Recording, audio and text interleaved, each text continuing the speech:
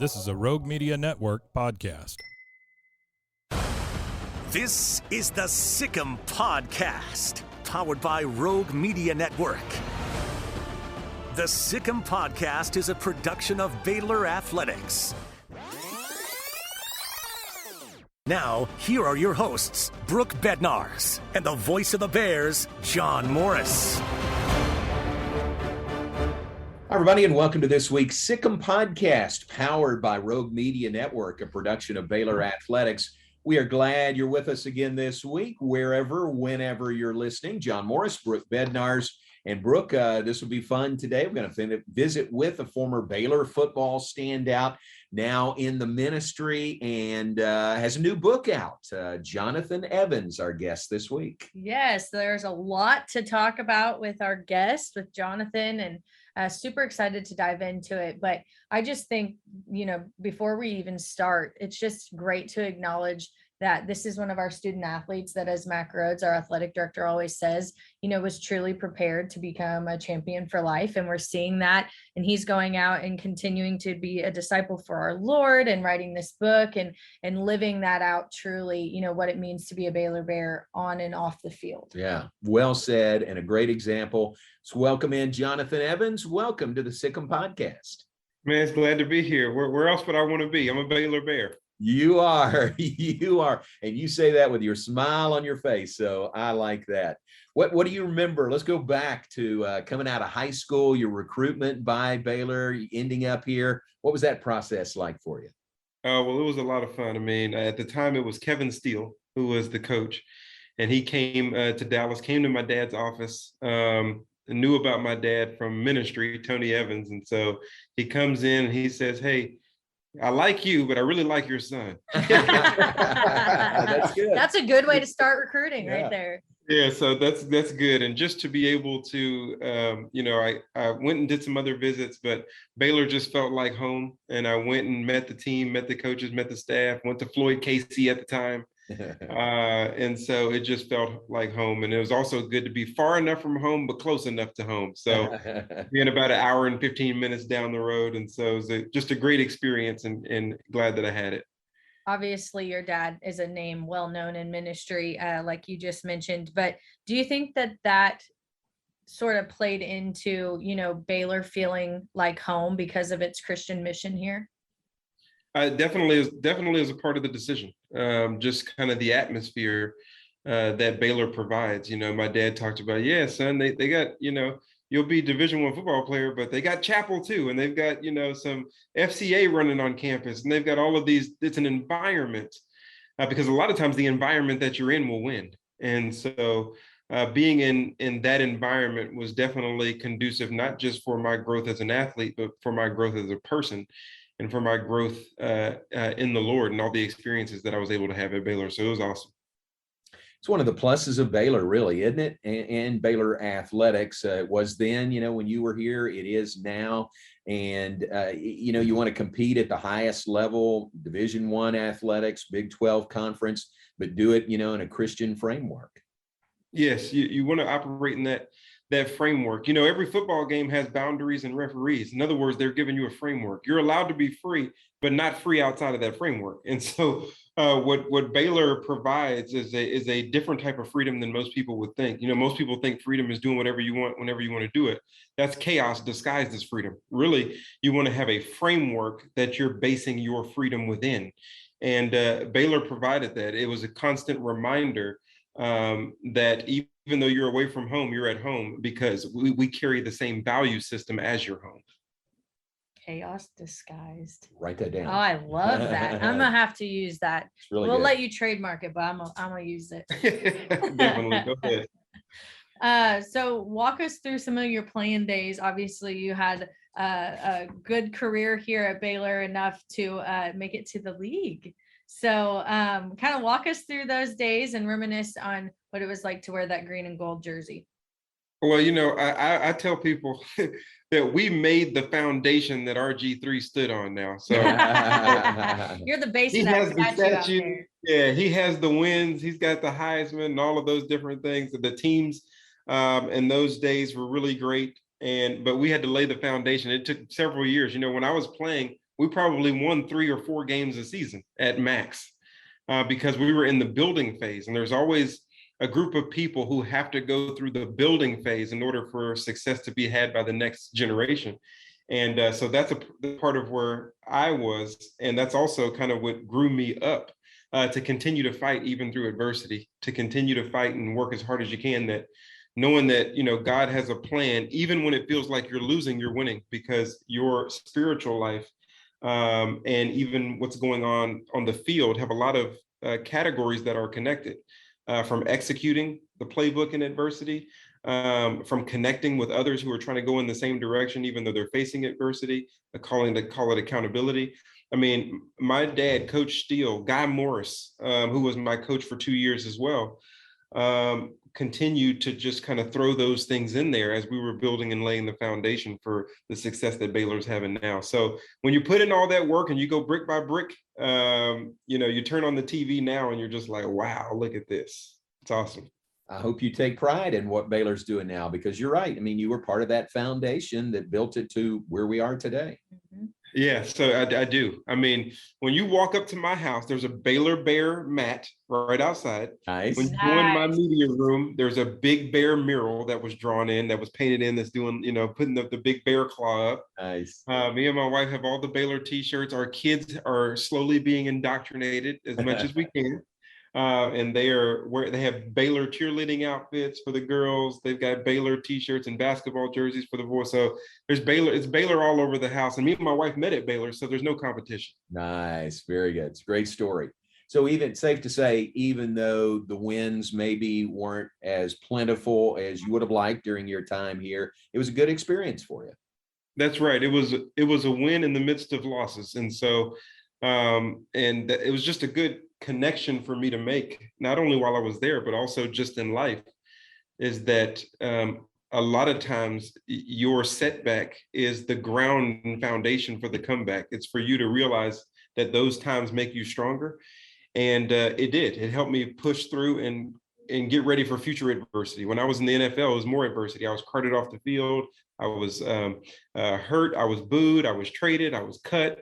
I had to go play a season in NFL Europe. I mean, I was all over the place dealing with adversity, but I already understood how to push through and just know that if it's not good yet, God's not done yet. Let's dive in a little bit deeper into what you just said. How do you think your time in the NFL and facing all of those different adversities, how do you think that, you talked about being the foundation for the teams now, but Baylor was your foundation for that after you graduated. How did that play a hand in how you handled those situations? Yeah, because I just realized and was coming to realize that, my mom told me this before she passed away in 2019. She said, your greatest ministry will always come out of your greatest misery. And so you can't give up, because normally people are passionate about doing the problem that they've already overcome. And so when you're passionate about helping somebody else, or you're passionate about what somebody else is going through, it's because you have experienced it in it yourself. And without the experience, you're not going to be as effective in where God is taking you. And so when it talks about the NFL, my Baylor experience and the NFL, I didn't have the career that I wanted, but I had the career God wanted, because God was going to make me the chaplain. And I didn't know it. I didn't know that when I was going through all of that in the NFL and at Baylor, that God was going to make me a chaplain of the Dallas Cowboys. This is my 11th year being the chaplain. And so there's nothing a player can tell me that I don't know. There's nothing a player can tell me that I haven't experienced. There's nothing a player can tell me about being cut, traded, hurt, rejected, feeling depressed and anxiety about what they're going through. And it's the same thing with Jesus. We serve a great high priest who can sympathize with our weaknesses. And the reason why is because he lived it. He doesn't just know it, he's experienced it. And he takes us through those same things so that we can minister well. Yeah. The things you've been through in your life, in your career, even outside your career, really uniquely qualified you for the position you're in right now. Yeah, that's exactly right. I've heard it said before that God doesn't call the qualified, he qualifies the called. And so he sends you through the maturation process to qualify you for what he's called you to do. And a lot of people say, well, I'm not ready. I'm not ready. Well, trust me, he'll make you ready. You may not like how he does it, but when you get there, you'll understand the so often question asked in the midst of a trial is why? Why God? Why God? Why God? And you have to have the test in order to have the testimony. The test comes first. And so that's just a part of the process. What was the process like to becoming the chaplain for the Dallas Cowboys? Well, it's funny because my NFL career was really me saying no to God pushing me in a different direction. So I used the NFL as a scapegoat to not be a minister, to not be a preacher. Listen, my dad is the preacher. The son doesn't. It's like Michael Jordan's son trying out for the Bulls. It's not a good idea. I didn't want to follow my dad in anything that he did because he was so great at it, him and my mom. And so I kind of used the NFL to be hard-headed towards what God was actually speaking into my heart. And then finally, I had a final injury. I was about 29, and I tore my Achilles tendon, and I hit the ground. I was working out to try to go back to the Kansas City Chiefs, go back to the NFL. I got a call from Kansas City. I tore my Achilles tendon, and I laughed and cried at the same time. And I remember all the players coming over like, why, how can you be laughing and crying? What is going on here? I said, it's the clearest I've ever heard God.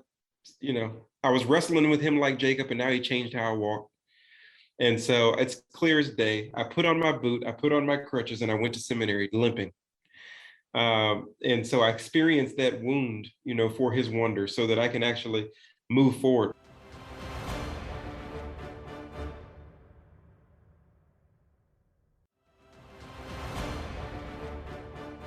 While I was in seminary, limping around, I got a call from the Cowboys that, hey, we're considering you to be the chaplain.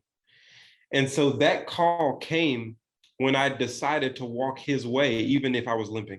So at the moment that I decided to go the direction he was calling me, then the call of destiny showed up, but it wouldn't show up while I was being hard-headed. And so that was the process of becoming the chaplain. As I walk into the locker room, DeMarcus Ware is still there, who I came in with in 2005. And he says, Jay, what's going on? I said, nothing. I'm here to be with you guys. And he said, well, where's your locker? Because he's thinking I still play. Right. And I said, I don't have a locker. I'm here to be the chaplain. And he said, what? It was a funny day, but it was kind of God bringing things full circle, because I started with the Cowboys in 2005 and I was back in 2011. Wow. What a great story. Jonathan Evans is our guest, a former Baylor football standout. Get to his book in a moment. New book is out, Fighting Your Battles.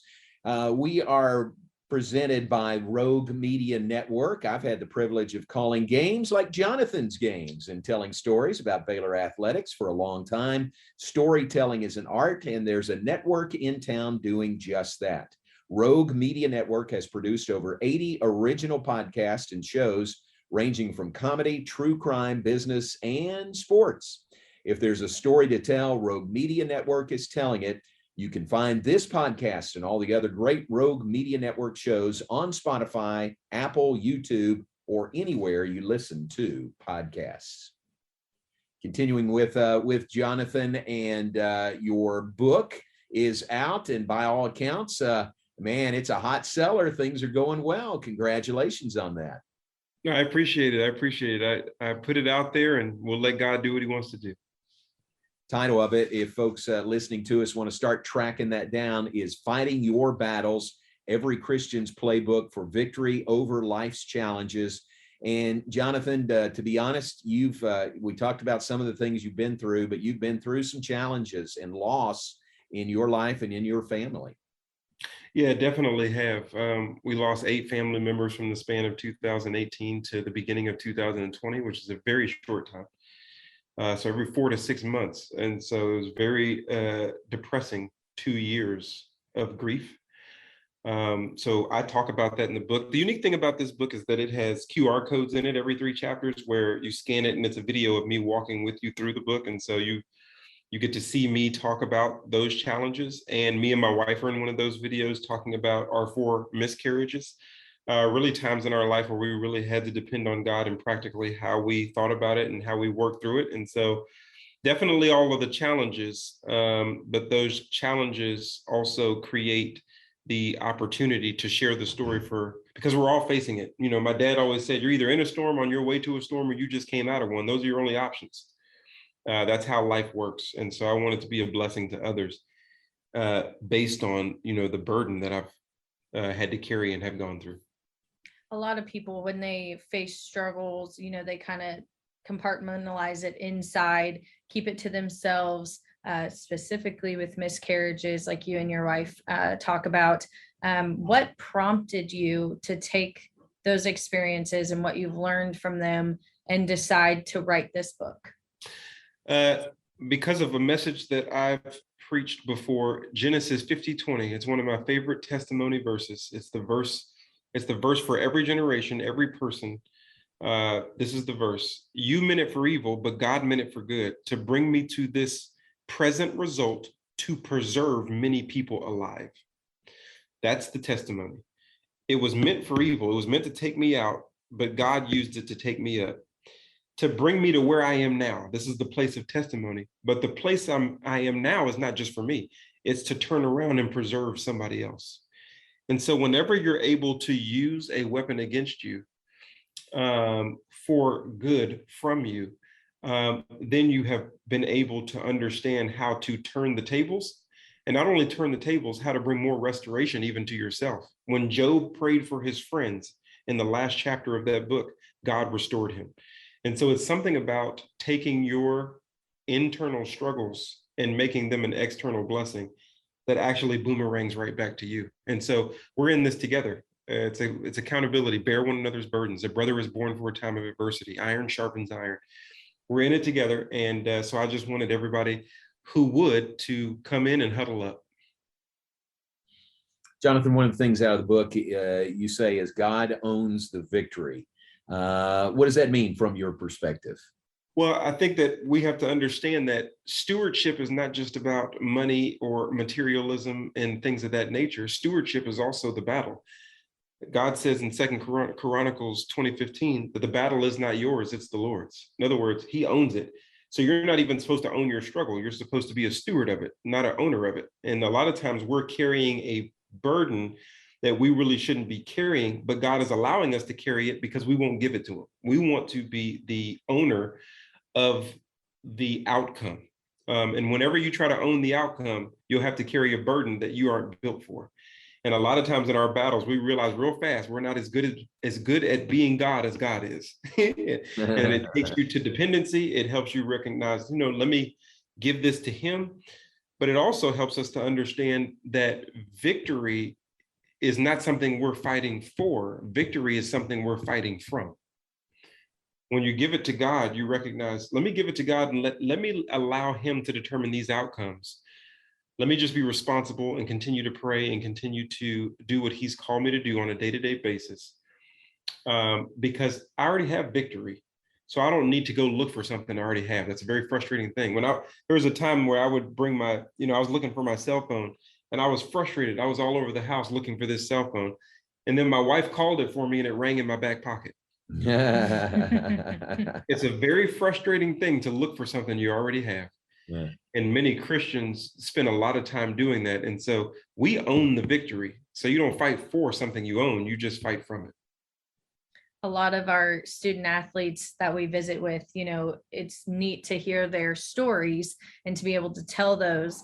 But a lot of times what we come across is that they kind of find their identity in their sport and as a student athlete here at Baylor. And so very fortunate we have chaplains as yourself to help them remember that they're a child of God first. But part of that sports analogy that I love that is all throughout this book is talking about how the Bible is the true ultimate playbook.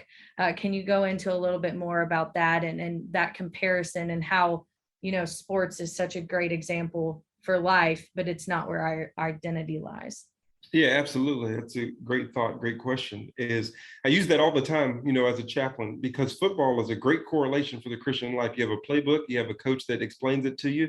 You have a place where you go learn it, a field where you can execute it, a uniform that you're dressed in. I mean, that is the Christian life. You have the word of God, which is your playbook. You have people who can teach it to you. You got pastors and chaplains. You have the place called this world where you can execute it and experience the victory of being a good executor. You have a uniform of the blood of Jesus Christ to execute in. So once you learn how to do in your sport, once you learn how to do in your life what you do in your sport, your life will get the benefits of that same effort. And we have to learn the playbook. We have to demand ourselves to execute the playbook and have the spiritual disciplines that are necessary so that consistency can have its work in us. And I think that our identity in sports becomes that because we put so much time, consistency, effort into learning, growing, achieving, and going that it becomes our whole life. We're wrapped into it. And God is saying, wait a minute, if you do that with me, you'll recognize that I am your whole life and I go beyond the sport. You take me everywhere you go and you'll have victory everywhere you go. And that's what we have to understand. For readers, is this a good book to read after a storm, before a storm, during a storm? What's your viewpoint on that? All three. You gotta read. It's good to read it before a storm because it's better to build your foundation before the storm comes. Because you cannot work on a foundation during a storm. You can work on it after a storm. You can work on it before the storm, but you can't get out there and work on it during the storm. So if you're before the storm, read it. If it's after the storm, read it so that you know how to build it next time. And if you're during the storm, you still want to read it. You may not be able to fix the foundation, but you can certainly have encouragement to go through it. And so it's all three. Jonathan, some of your funniest illustrations in the book, Fighting Your Battles, are involving your kids and your family. Tell us about your family and how you're training up those kids. You said ages 13 to 3. Yeah, 13 to 3. I've got 5. So, I'm definitely the bear claw. The whole thing is filled up. That's right. Yeah, the whole hand is there. And so I have my oldest is 13, Kelsey. Then Jonathan, the second, is 11. We call him J2, just throw a little swag in there. And then I've got Camden, who's about to turn 9, Kyler, who's 7, and Jade, who's 3. So 3 girls, 2 boys. And I spend a lot of time just with them. The faith is passed on. Studies show at the table or in the living room. And so parents doing their job to impact their kids, to teach their kids. So every night we try to have dinner as long as they don't have practice or sports together. And I always pull out one verse. I always talk to them about it, and they give me the whole, oh, Dad, you're always preaching, But, that my dad did us the same way. And that's what we remember the most. And so any time that I can spend with them, teaching, loving on them, asking them questions about school, what they like, where they want to go, what they want to do, just peering into their life, that family time means the world as they continue to grow. And so that's where I focus my energy. I love that. That's great. Well, the book, like I said, seemed like it's doing great. Where can folks learn more about you, find the book? What's the best way to direct people to get a copy of their own? Yeah, so you can just jump on Amazon or anywhere books are sold, but Amazon, write a review there if you can. That'll help continue to get the word out. And because we want to help as many people, because we're living in storms. We're living in COVID. We're living in losses. We're living in world storms, war storms, personal storms. And so that's definitely a good book to read. And then you can find me by just looking my name up, Jonathan Blake Evans, full name. So that's the Instagram, that's the .com, that's the Facebook. Just look up Jonathan Blake Evans and we'll connect there. You can find that book anywhere you find a book. You can also find podcasts like this on Rogue Media Network, wherever you find that. You can watch on YouTube or listen now, wherever you get your podcasts. But have you been interested in finding a new podcast in addition to the Sikkim podcast? Are you interested in true crime, funny 1-star reviews, or inspiring stories? What about the history of Waco or the famous people who have lived and worked here? All these and more are produced by Rogue Media Network. There are over 80 different shows, including this one, with more coming all the time. If there's a story to tell, Rogue Media Network is telling it. Jonathan, I know you were here the first football game of the year, the Albany game. If you can get a break in your kids' schedule, their schedule, come back and see us. Come down for a game. We'd love to. They'd love to. Even if they don't want to, they're still coming if we're coming. So we'll definitely be there as soon as we can. He's teaching the faith. He's Oh, teaching yeah. sports. Train He's him up teaching right. Baylor. All the good things. We're so Right. happy for you. We're proud for you, man. And it's great to have you on the Sikkim podcast with us. Yeah, thank you for having me. All right. Jonathan Evans, website, jonathanblakeevans.com. The book is Fighting Your Battles, Every Christian's Playbook for Victory Over Life's Challenges. Check it out, get your copy, and know that there's a Baylor Bear that's the author of this book. Absolutely. It was great to visit with you, and we can't wait for our chance to dive into this book as well. Awesome. Thank you, guys. Jonathan, thanks very much. For Jonathan Evans, for Brooke Bednarz, I'm John Morris. Thanks for joining us for this week's Sikkim podcast. You've been listening to the Sikkim Podcast, powered by Rogue Media Network. The Sikkim Podcast is a production of Baylor Athletics.